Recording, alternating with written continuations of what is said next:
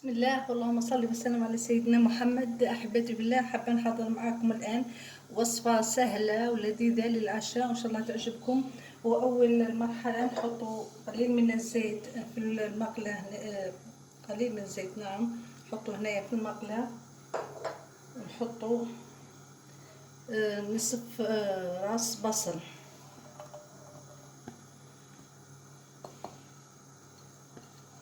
ونخلوها على نار كما هاك ناقصه تتقرقش وتتحمر.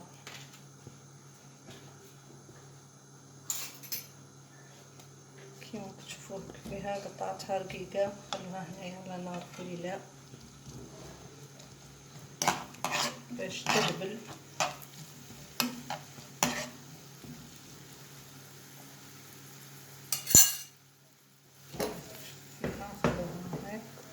ومن بعد نذهب إلى المرحلة الثانية. المرحلة الثانية للوجبة هي عندي هنايا علبتين نتاع طون بدون طماطيش، يعني كيما هذايا، يعني عصرته من الزيت نتاعو علبتين، وهذونا لكل علبة حبتين تاع بيض، حبتين تاع بيض، نحطو حبتين تاع البيض هنايا، نشوفها كيما هاك كلها. نحطو قليل من الملح، ما نكثروش الملح ولا خاطش الطون راه فيه الملح، ما نكثروش الملح ياسر. نمزجوه مع بعضاهم. وجبة سهلة وخفيفة، يعني بعض الأحيان يكون عندنا يعني نقعدو حايرين من العشاء واش نديرو يقعد عندنا طون، عندنا بيض، أجمل وجبة وأخف وجبة للعشاء. هذه معدنوس قطعته رقيق نضيفوه هنايا. وهنايا عندنا شوية فلفل حار أحمر وشوية كمون. الحار يعني هو اختياري، كاين هو يعني يمكن عندها الأطفال ما تحبش تضيفوه، إذا كانوا يحبوا ياكلوا هذه الوجبة.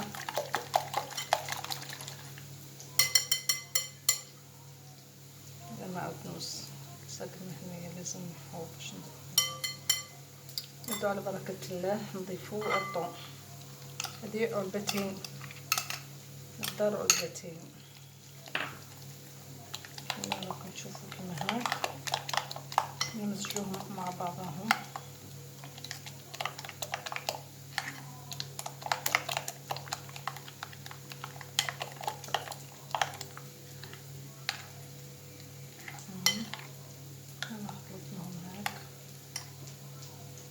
داك نروحو للبصل اللي رانا دايرينو يتحمر.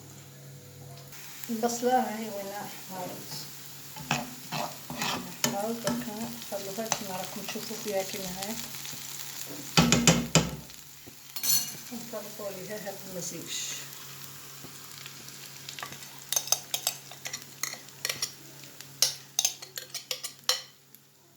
نشوف كيما هاك البصله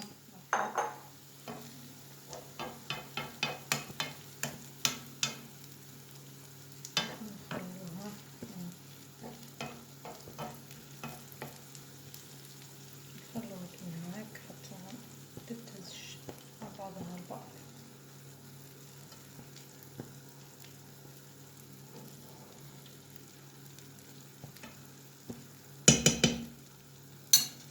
نحطو عليها مرطة كيما راكم تشوفوا كيما هاك، نقطوها ونقصوا عليها النار على نار قليله. دركا كيما راكم تشوفوا فيها كيما هاك، دركا نعاود نقلبها في هذا المقله. شوفوا صفيات شويه عاميه.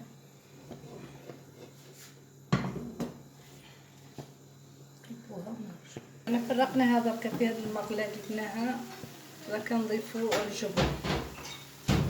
لا ضفناها في ذا المقله خاطرش هذيك المقله جا صغير وكميه اكبر منه، فدرتها في هدايا. وهذا الجبن اختياري، يعني اللي تحب تضيفه كان بها، ما تحبش كان بها. نخلوه كيما هاك حتى يذوب وبعدها طفنا الجبن. ها هو نذاب، يعني اذا كان بيتو ليها ونخلوها ترتاح شويه وبعدها نلتقي معكم في صحن التقديم. مرحبا بكم الان حبيبتي. درك نحطو في صحن التقديم هذه العشوة الخفيفة والرائعة، هاي جات في غاية الروعة كما هاك. ننصحكم بتجربتها، يعني تهني من حورة العشاء كما نقولوا عندنا احنا، حورة العشاء.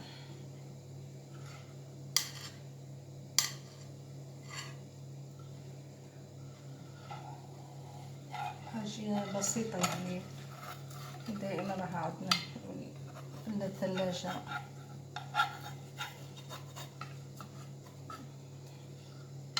انا عاودت رجعتها في هدايا وعلاه خاطرش باش تكون بهذا الشكل.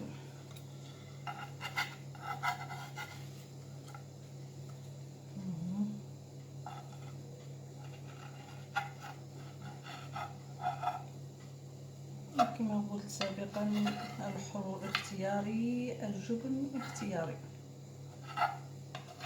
يعني لكم الاختيار.